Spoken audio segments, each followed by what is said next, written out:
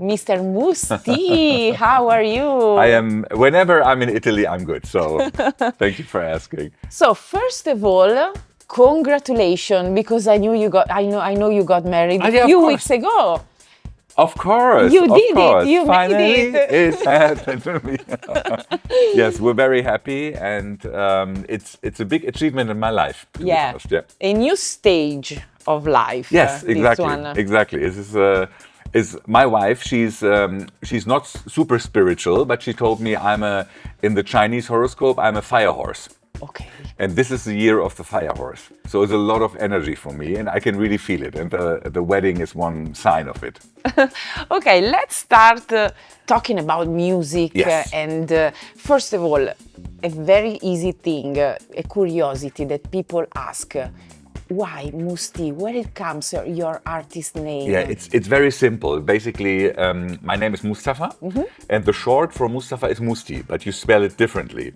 And I used to, when I was young, I used to be a lot into sports, and we founded the first baseball team in Germany back in the day, Hannover Regions. And then everybody on the back of your jersey, you had to have a cool name. And then a friend of mine, he said like, "Oh, I make from Mousse tea, I make Mousse tea." So it was like a artist name, but for sports. And then I took it for music, and it worked. So it's all good. Right. I remember in November, November, yes, we were talking Yes. during Me-Dance, and you explained your story, the fact that your father gave you the synthesizer. Yes. And so you told me how you started. But I want to ask you, there was a moment in your life when you understood that passion for music become your life, your work. You can live of music. It's I'm sounding very old now because today you have so much possibilities. But back in the day, basically, I think it was very rare when you said to your parents, "Oh, by the way, Papa, I'm going to do music now." I said, no way. You have to be a doctor, a lawyer, whatever. And I was okay with that because I didn't know, But I was making music, and then I was studying as well at the university. I was studying economics.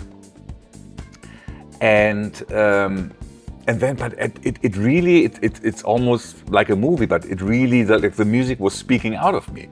And then at one point, I was going to my dad, but way later, like 5 years I was studying, and I said like, "Dad, I can't study anymore, I have to do music."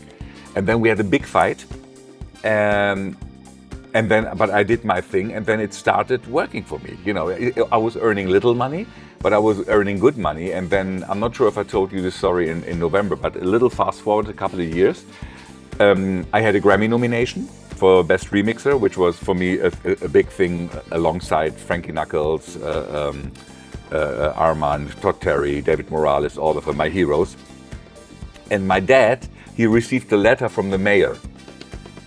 Not me, my dad. He said, "Congratulations, blah, blah, blah." And my dad came to me with tears in his eyes and said like, "My son, I did not know what you were doing." So that was like the parents sometimes, they mean good for you, but they don't know what you do as a child. But by then, I was already living from music. So for me, it was already, it was like not big monies, but it was good. Yeah. So I was already super happy. And that year was very important for me because like the Grammy nomination was beginning of 98, and the end of 97, Horny was already getting big as an instrumental. So I already felt, okay, there's maybe something. So that's maybe the time when it really started, where I said like, okay, maybe it's a real job. So it was like a journey. There was not a point where you understood. It's always a journey. One thing leads to the next. Yeah. And that's how I think life works, but music, specifically works like that. It's like whatever you do, whoever you meet, it always leads to the next thing. Yeah. If you could, for a minute, sit down in front the 20 years old Mousse tea. Yeah. What piece of advice would you like give him, and which is the mistake? What is the mistake? Absolutely don't do it. Okay, I think every mistake is good for something. So even with the mistakes, it's good for you. But I say today it's when you have a dream, do it. You have to do it. I know it sounds not logical or something, but you have to do it. Because for me, I had the dream, but I was like, okay, let's be safe. Let's have a real job. And I wouldn't say I wasted the time, but I think, 2 or 3 years at least, I could have started earlier. So, if my advice, I would say, if you have a dream, a passion, do it. And then if you feel after 1 or 2 years, it's for me, do it, continue. If not, you do something else. Today is way easier than back in the day. And one more thing that I would say is basically like really whatever you you have to be different to other people, because you have a lot of competition today. So if you have something that makes you special, even if you think, oh, it's strange, stick to it. I think it's a good example is Grace Jones, because she's not the best singer in the world, but she has a beautiful, you see her, you hear her, you go, okay, it's her. So, it's not, you don't have to be the best singer or the bestest. You have to be you. Yeah, it's amazing. Even if it's not easy, because there is so many things, Exactly. Everything runs so fast, the competition, the spotlights, the social media. It's become a crazy world, True. this one. Maybe yes, it was easier when you started 30 years ago. It was easier, but not easier, because even back, if you make music today, everybody can do it. With a computer, with social media, you have everybody, which is beautiful. It's very democratic. Back in the day, if you wanted to rent a studio, money. So it was very, you have to be fortunate. And another advice I can give you, if you want to start music, unless you really want to be a classical musician, then you have to go and study. But, don't go to a school or a music university. Go to studios. Go there and ask, can I be an intern? Can I be with you for like 2 months or 2 weeks or whatever? And you're going to learn so much in that time. And then you're going to see, oh, maybe I'm not a producer, but I can do management, or I can do sound engineer, or whatever. There's so many possibilities, and it's a very easy way to find out. Yeah, now there are so many schools of DJs, Exactly. and I don't know. I don't feel it so. I feel it distant from what it is be a DJ, a real DJ, because I know the passion that comes. It maybe comes, I understand it, especially if you're young and maybe you're very insecure. You go, okay, I have to do something. Like when your parents say you have to do something really good. Yeah. And when you say, I'm going to be a DJ or a musician, they don't get it. But I go to school, then the parents go, okay, cool. But sometimes it's got nothing to do with reality. Right. So, for me, reality happens in the studios. Not even sometimes in the clubs as well, but you have to go a step back and say, like, where does music start? And that's, I think, is my best advice that I give to people. We always have interns in my studio, and then you can feel very fast, okay, he's something, and for other people you say, like, maybe, hey, try something else or whatever. So it's the way. When you are in the studio and maybe you are producing a song, a track, you will, I think you reach a point where you are satisfied and you said, okay, it's finished. I can stop reaching the perfection. How it happened, this process? With creative people, it's very difficult. So sometimes it's very good if you, even if it's like strangers, when they hear your music and, when you do it and they go like, oh, this is really cool. Oh, this is like, I always like get like a little information where I go like, okay, because for me, a song is never finished. Like, even if I listen to Sex Bomb now or Horny, I would go like, yeah, it's cool, but maybe today I would do it like this. So, it's always like this, but it's, I don't know, at one point you have to be like, okay, this is basta, finito. Finito. Yeah. And when you produce Horny, there was a moment you thought, okay, I'm producing a timeless song. No, Horny was, for me, it was an accident, because I was working on a Michael Jackson remix, Ghosts. And back in the day, it was very, very extreme, because for every remix, and that's because maybe I'm Libra, because I never decide, for every remix, I did 3, 4, 5 versions, always. Like an R&B version, a house version, a dub version. And with the Michael Jackson, I finished 2 versions. I finished the club mix and the R&B, the radio version. And then I started like a dub mix. And the dub mix I never finished. And later on, but the beat was there. And later on, Roger Sanchez came to my studio, and it was like we're playing. You know, he was playing his music, I'm playing that, and I played that beat, and he was like, "Oh my god!" And he like almost fall off the stool. And then I was like, "Okay, you really like it?" And then it's kind of, you know, I said like, "Okay, let me put it out." You know, as an instrumental like that. I really did not know. With Sex Bomb, I knew. With Sex Bomb, I was in the studio recording Tom Jones. I said like, "Okay, this is huge." But with Horny, I did not know. Okay, well, amazing. Yeah. So we were saying something about house music. House music now is living like, we can say golden era again? Yes, yes. What happened? Because there was few years ago, was feeling like it was falling a little bit down. And now, what happened? I think generally everything goes in circles. It's like a sinus wave where everything's like super, then it goes like quiet again and everything. So now house music is a very, very simple formula which works because it's 4 on the floor. It's like almost your heartbeat, so people always like to move on that beat, which is great.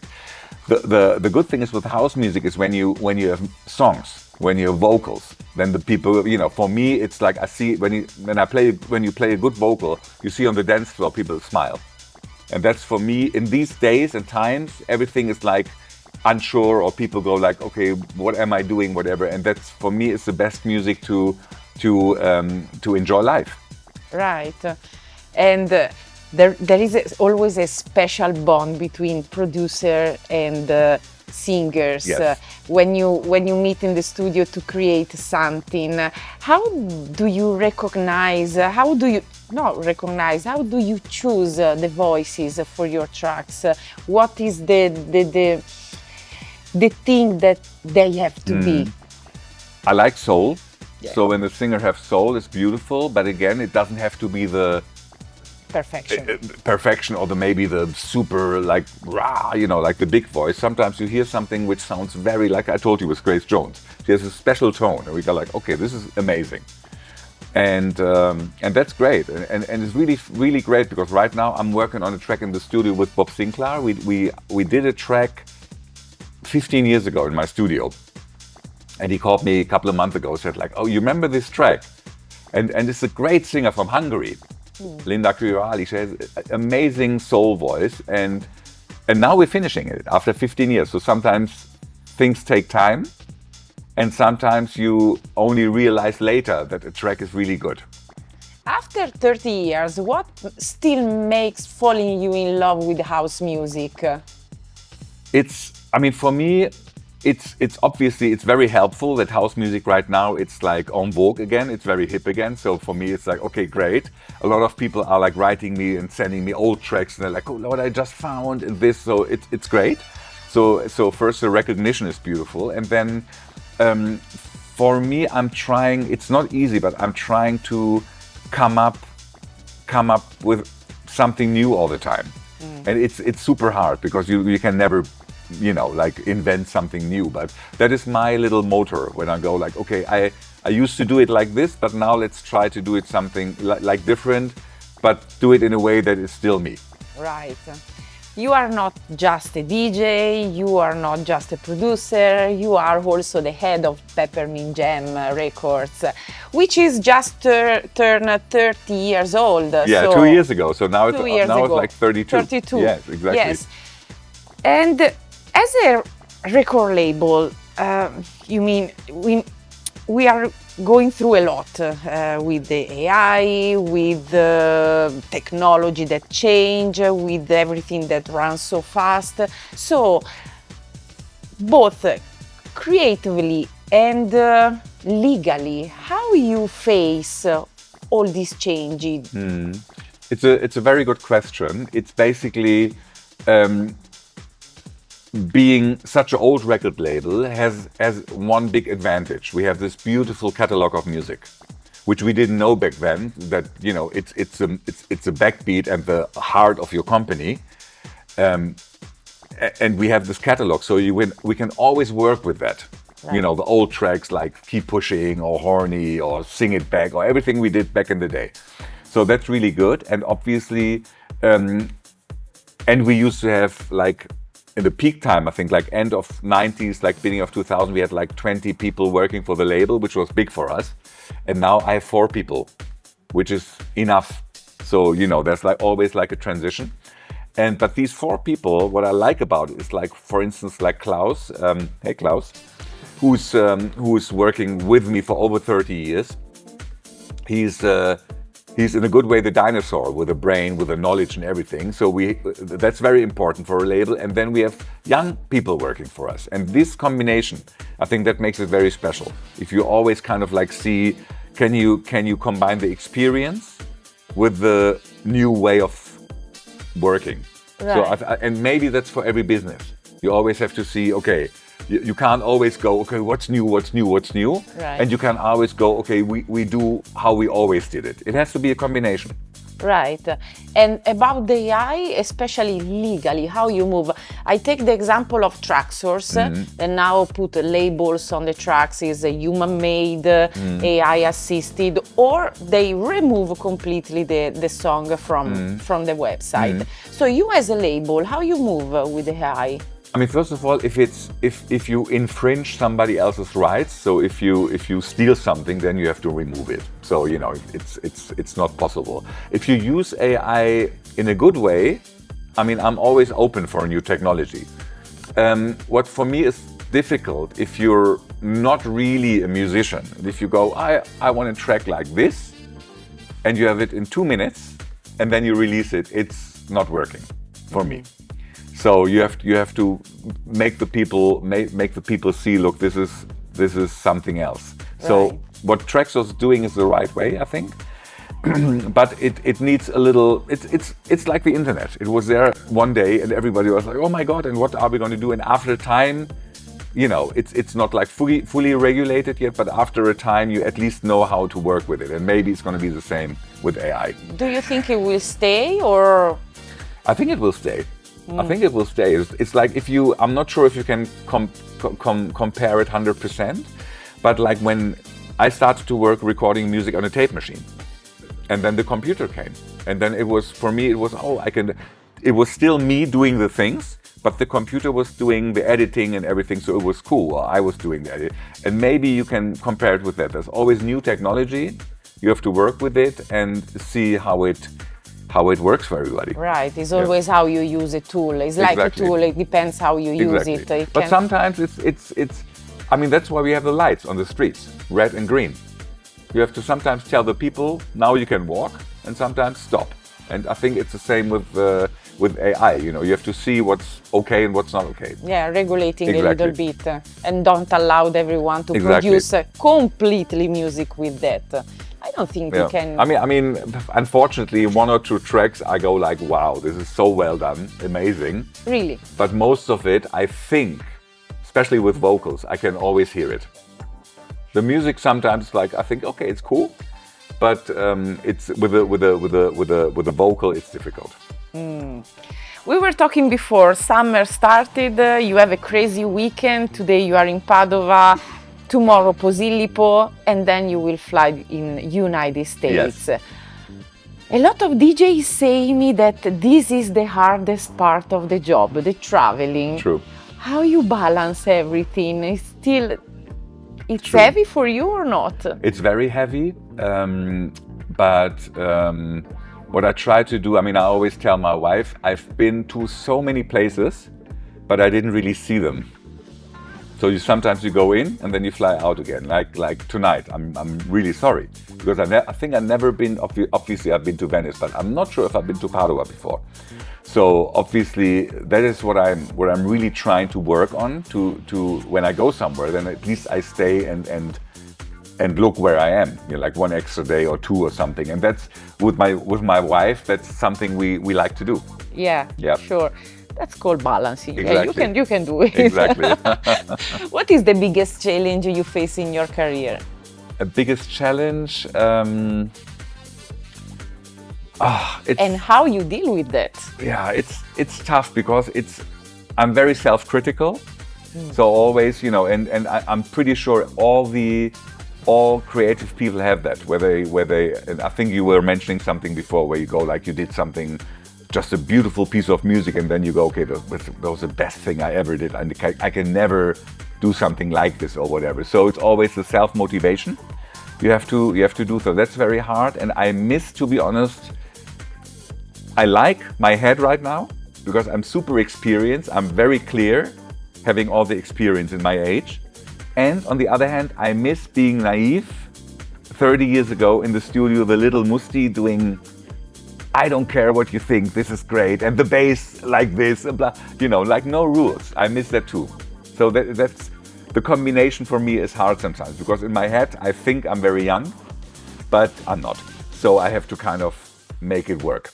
That's the music, because all the DJ always feel very young. Yeah. So I think that's the power of the music. And you see it with the gigs. I mean, sometimes it's strange. People, when I play Horny, I know there's people that weren't born when when the track came out. So it's like, wow, you know. That's the moment you think, oh. Exactly. Where and how do you see yourself in 10 years? Good question. Good question.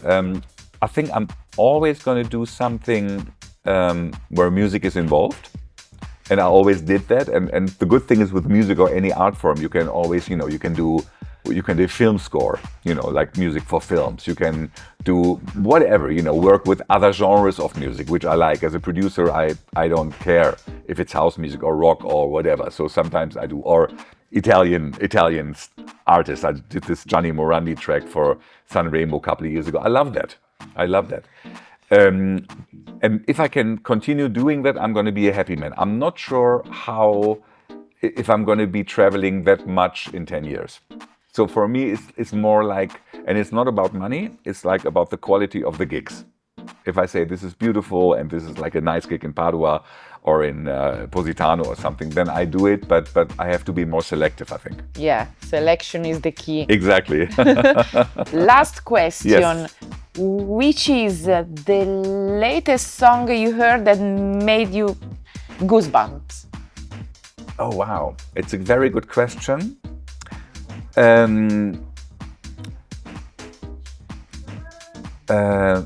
It's really strange because sometimes I think when I hear a song, I can feel it straight away, and I can like it or not like it or something. But sometimes songs, they grow on me. And to be honest, the song from Hugel, Moving to the Sun with Ultra Naté. Yeah, Ultra, yeah. At the beginning, I was like, okay, it's cool. And now, the more I listen to it, I was like, wow, this is so good. And I just spoke to Hugel. I said, can you please send me the a cappella? I want to try a mix. Right. And that happened to me with Camel Fat Coca-Cola. It was the same thing. I said at the beginning, it's cool. And then at the end, I ended doing a remix for it. So that's one of the tracks where I really go, this is, it does something with me. It's so well done. Okay, Yeah. okay. I will wait another track from you with another Italian DJ. I know it will take time, Okay, but yes. I'm waiting. Exactly. So, Mousse, thank you so Thank you much so for much. your time. Beautiful questions. And see you next time. Grazie. And enjoy television. Okay, enjoy television. Alla prossima.